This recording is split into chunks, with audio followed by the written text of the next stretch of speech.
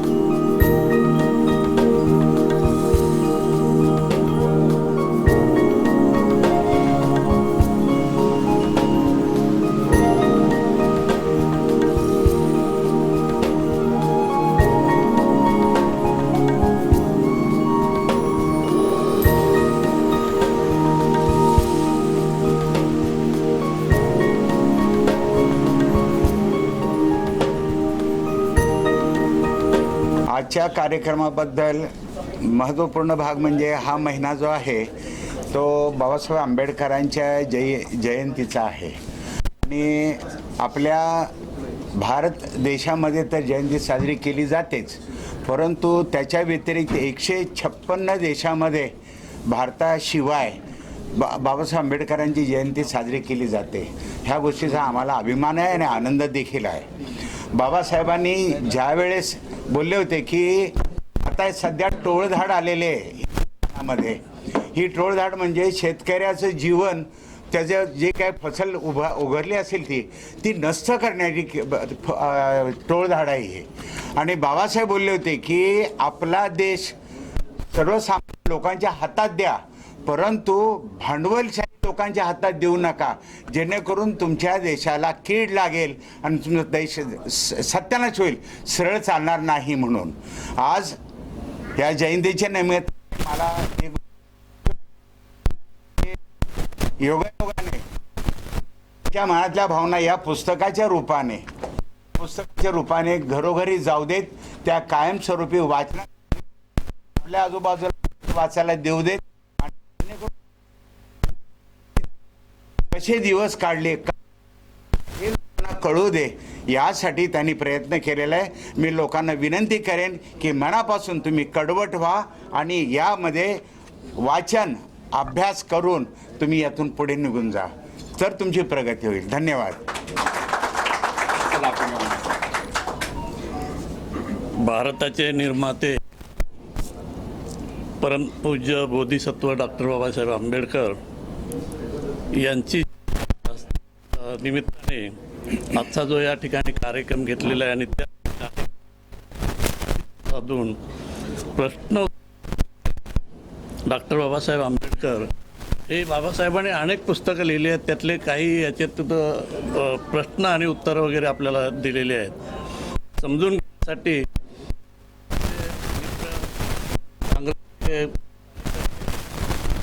बबन भोळे यांनी फार करून त्यांनी ब्लॉकमध्ये एक कार्यक्रम आपण घेतला पाहिजे बाबासाहेब आंबेडकरांच्या जयंतीचा, आणि बरेच काय प्रयत्न केले। केली त्या कार्यक्रमातून आणि कसा तरी कार्यक्रम आज या ठिकाणी होत आहे. त्यांनी अपेक्षा आणखीन ठेवल्या होत्या, परंतु आता त्या अपेक्षाकडे मी जात नाही. काय कार्यक्रम घ्यायचं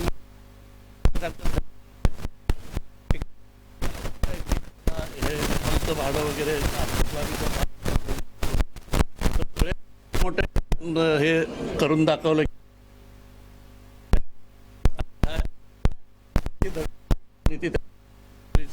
मला वाटतं या ठिकाणी ती म्हणजे बरोबर होत आहे. बाबा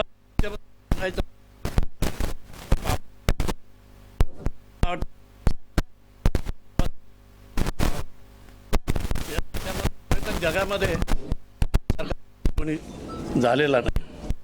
बाबा वर्ग आहे तुमचा, त्या वर्ग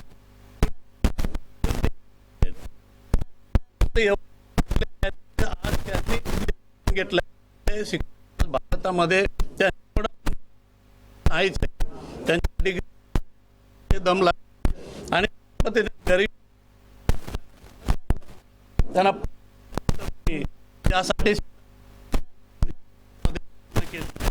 पाहण्यासाठी देवळामध्ये केलेलं आहे. अधिक नाही साहेबांनी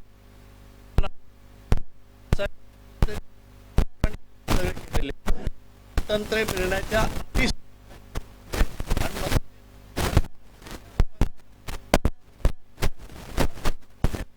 दिलेलं आहे. आणि या शासन जमात अजूनपर्यंत बाबासाहेबांना त्यांनी ओळखले नाही. दुर्दैवाची गोष्ट आहे.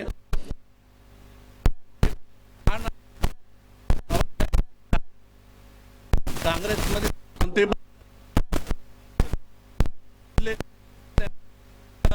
मंत्री काँग्रेसमध्ये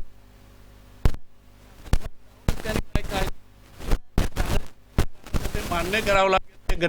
त्यांनी काळाच्या आधीचे आणि आणण्यासाठी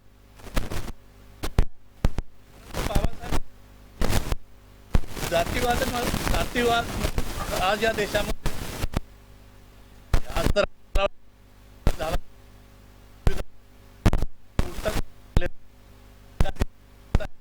परंतु बाबासाहेबांनी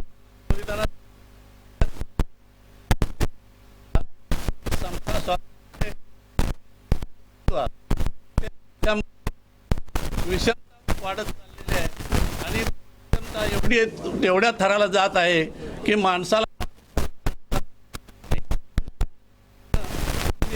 संविधान जे बाबांनी लिहिलेलं आहे, एवढी मेहनत केलेली आहे. हा जगात कुठल्याही जगामध्ये विचार आला असता आणि अमेरिकेमध्ये जर ते अमेरिकेचे लोक म्हणतात ते का आंबेडकरांची जी घटना आणि आंबेडकर जर आमच्या अमेरिकेमध्ये जन्म घेतला असता तर आम्हाला ते आम्ही त्यांना एकदम परमेश्वरामध्ये देवापेक्षा आम्ही जास्त त्यांना मानलं असतं. परंतु इथल्या लोकांना आणि इथल्या समाजाला अजून समजलेलं नाही. भारतातली अशा पद्धतीची जाणून बुजून डोळ्यावर झापड आणणारी ही समाजव्यवस्था आहे. इथे अजूनही बाबासाहेबांना भारतरत्न करण्यासाठी काँग्रेस पक्षाने अजिबात मदत केली नाही. मदत म्हणजे ते त्यांचं कर्तव्य आहे की बाबासाहेबांनी एवढं मोठं मानकार्य केलं होतं, पण काँग्रेस पक्षाने त्याच्याकडे दुर्लक्ष जाणून बुजून केलं. बाबासाहेबांना कधी त्यांनी ओळखून घेतलेलं नाही. बाबासाहेबांच्या घटनेप्रमाणे आज काँग्रेस जर चालली असती तर आज काँग्रेसची ही अवस्था झाली नसती. आणि म्हणून मी म्हणतो की बाबासाहेबांची संविधान आणि त्यांची जी नियमावली होती गोरगरिबांसाठी, जनतेसाठी, सर्व मानव जातीसाठी आणि त्यांना माणूस म्हणून जगण्याचा जो हक्क आहे त्या घटनेमध्ये दिलेला आहे. आणि हे एवढं चांगलं संविधान लिहिलेलं असताना जातीपातीमध्ये वीस निम्न बाकीच्या लोकांना आणि त्या ठिकाणी माणसामध्ये भांडणं लावणं आणि एवढं सगळं चाललेलं असताना सुद्धा आज आपले राज्यकर्ते कोणी त्याच्यावर बोलायला मागत नाहीत. त्याला भर घालतायत. उलट कोणी त्याच्यावर हे भाष्य करायला तयार नाही. आता ते संविधान आहे ते संविधानसुद्धा बदलायला तयार चाललेलं आहे.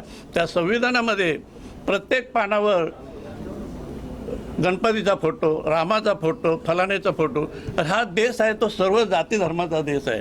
हा काय एका जातीचा नाही आहे आणि एका कुठल्या तरी जातीला धरून आपण ते संविधान असं जर केलं तर या देशामध्ये फार मोठी विषमता घडेल आणि या अराजकता फार मोठ्या होईल. अराजकता माजेल अशा पद्धतीचं दिसतंय पुढचं भविष्य. आणि म्हणून या पुस्तक रूपाने मला वाटतं या देशातले राज्यकर्ते यांना तरी काही सुबुद्धी दिली पाहिजे. हे सगळे ज्यांनी देश घडवला, ज्यांनी आज आपल्याला माणूस म्हणून जगण्याचा अधिकार दिला, ते जर आजच्या राज्यकर्त्यांना समजत नसेल, जातीपातीच्या राजकारणामध्ये येऊन त्यांनी लोकांमध्ये विष घालवणं हे अतिशय दुर्दैवी आहे असं मला वाटतं. त्यामुळे देशामध्ये सत्ता चालवणारे सत्ताधारी आहेत, त्यांनी विचार आणि सर्व जाती अम्बेडकर जयंती के उपलक्ष्य में बबन भोले जी ने प्रश्नोत्तर टू समग्र मतलब बाबा साहब अम्बेडकर जी ने जो काम किया है उसका एक छोटा सा सार एक बुक के रूप में प्रस्तुत किया है, जो आज यहाँ पे बांटा जा रहा है. इससे लोगों के अंदर जागरूकता पैदा होगा, इसको पढ़ेंगे और बाबा साहब अम्बेडकर के विचारों को लोगों तक पहुँचाएंगे. और ऐसा कार्यक्रम बबन भोले भाई ने किया है, बहुत अच्छा, धन्यवाद करता हूँ. आज कार्यक्रम फाउंडेशन और कांग्रेस जिला सचिव बबन भोले जी ने कार्यक्रम लिया है और इस कार्यक्रम के माध्यम से जो संविधान पे जो खतरा है और हमारे युवाओं को संविधान के बारे में मिसगाइड किया जा रहा है, तो बबन भोले और कांग्रेस पार्टी की तरफ से ये जो पुस्तक का वितरण हो रहा है उससे युवाओं को समझ आएगी कि बाबा साहब क्या थे. और बाबा साहब ने हमारे देश को जोड़ा है, जबकि आज 8 साल से हम देख रहे हैं कि देश में जाति पाति की राजनीति चल रही है. और दूसरी बात, अभी जादव साहब ने बोला कि कांग्रेस पार्टी ने बाबा साहब को समझा नहीं. बाबा साहब को कांग्रेस पार्टी ने ही मंत्री बनाया था. बाबा साहब के संविधान के लिए आज कांग्रेस पार्टी हर बार रास्ते पे आती है और कांग्रेस पार्टी बाबा साहब अम्बेडकर साहब को कभी नहीं भूल सकती है, क्योंकि उन्होंने जो योगदान दिया है, जो आज हम सबको मिलजुल के हमारे समाज में हम सब एकत्र होते हैं, ये बाबा साहब की देन थी. इसके लिए ये जो कार्यक्रम आज इन्होंने रखा है, मैं इस कार्यक्रम के आयोजक को और युवा फाउंडेशन को अपने तरफ से बधाई देता हूं और ढेर सारी शुभकामनाएं. आज का जो प्रोग्राम है उत्तर मध्य जिला कांग्रेस कमेटी, जिसका आयोजन बबन भोले जी ने किया है, उन्होंने आज बहुत अच्छे विचार रखे हैं. क्योंकि अभी बाबा साहब अम्बेडकर की जन्म शताब्दी चल रही है, ये जो पूरा महीना है उसमें हम बाबा साहब के जन्म मना रहे हैं. उन्होंने ये जो बुक का जो विमोचन किया है, ये बहुत अच्छी बात है, क्योंकि बुक के अंदर जो उनके विचार हैं आज घर घर तक जाएंगे और लोगों को उसका महत्व समझ में आएगा. आजकल के जो युवा हैं, आजकल के जो लोग हैं, उनको क्या है, इतना ज्ञान नहीं है. तो बबन भोले साहब ने बहुत अच्छी बात की कि ये जो पुस्तक जो घर घर में पहुंचा रहे हैं, आज इतने लोगों को बांट रहे हैं, कम से कम 400-500 प्रति बांटी जा रही है. तो 500 घरों को, और वो 500 से 1000 से 10,000 लाख तक ये विचार पहुंचेंगे और उनको समझ में आएगा कि आज जो भारत में जो हमको सुरक्षा मिली है, जो हम आत्मसम्मान हैं, महिलाओं को जो समाज में सम्मान मिला है, या जो पिछड़ी जाति है उनको जो सम्मान मिला है, उसमें बाबा साहब अम्बेडकर का जो उन्होंने संविधान बनाया था, जिसमें उन्होंने सर्वधर्म एक समान के बारे में बताया था, महिलाओं को भी ऊंचा स्थान दिया था. इसके लिए मैं बबन भोले जी का बहुत बहुत शुक्रिया अदा करती हूँ कि उन्होंने बहुत अच्छा कार्य किया है. इसके लिए धन्यवाद. जय भीम, जय महाराष्ट्र. ये जो बाबा साहब अम्बेडकर का आज जो बुक वितरण का जो प्रोग्राम हुआ है, मेरी ऐसी इच्छा थी कि बाबा साहब के जो विचार है हर घर घर में पहुंच जाए. और बाबा साहब ने संविधान जो बनाया है उसके साथ साथ उनकी जो जीवनी है, बाबा साहब ने बचपन से लेके अपने लास्ट अंतकाल तक जो संघर्ष किया है, और जो भी इस चीज़ में इस बुक में है लिखा हुआ है, ये बहुत अनमोल बुक है. और ये मैं चाहता हूँ कि हर घर में जाए और समाज के हर युवा तरुण इस बुक को पढ़े और बाबा साहब के विचारों पर चले. ये संविधान अपना एक अधिकार उन्होंने जो बाबा साहब ने हमको दिया है कि पढ़ने से आदमी की हैसियत बदलती है. ये बाबा साहब अम्बेडकर हमको पढ़ के समझ सकते हैं। और वो हिसाब से मेरे मन में आया कि ये बुक हर घर में जाना चाहिए। बाबा साहब की जयंती के अवसर पर ये मैंने प्रयत्न किया। आपने लिखा प्रश्न उत्तर फला लिखा प्रश्न किस प्रश्न है? बाबा साहब का जो ज्ञान भंडार है वो बहुत बड़ा है। उनकी खुद की बड़ी लाइब्रेरी है और उसको पढ़ना बहुत कम लोग पढ़ते हैं और वो भी फेल होते, क्योंकि इतना बड़ा भंडार पढ़ना बहुत इम्पॉसिबल है। तो मुझे लगा कि आपकी छोटे छोटे क्वेश्चन आंसर्स में मिलती है या सवाल जवाब से मिलती है, तो उस ये बुक में है।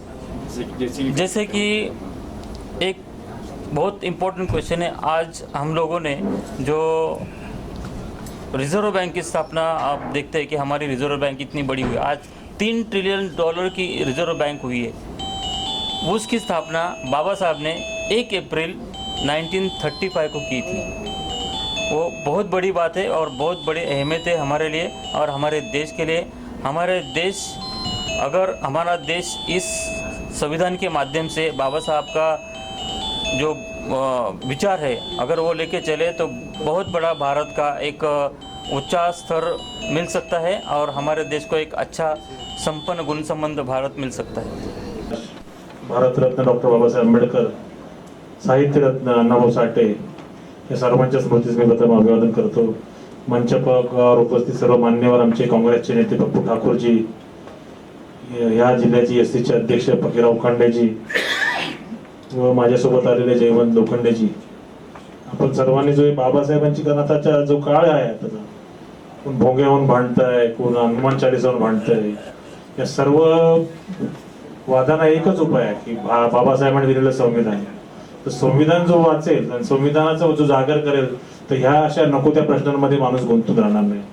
तर आपण या सर्वांसाठी बाबासाहेबांचं हे ज्ञान, हे समग्र आपण हे पुस्तक प्रकाशित केलेलं ते आणि संविधान, या सर्वांनी आपण ढाल बनून आपण या सगळ्या जातीवादी शक्तींचा विरोध केला पाहिजे आणि आपण सर्वांनी एक समतेचा, ममतेचा आणि जो अहिंसक मार्ग आहे गौतम बुद्धाचा तो स्वीकारून आपण हे सगळ्यांनी शांततेच्या मार्गाने चाललं पाहिजे। एवढंच नाही म्हणून मला बोलवलं, मला बोलण्याची संधी दिली तर आपल्याला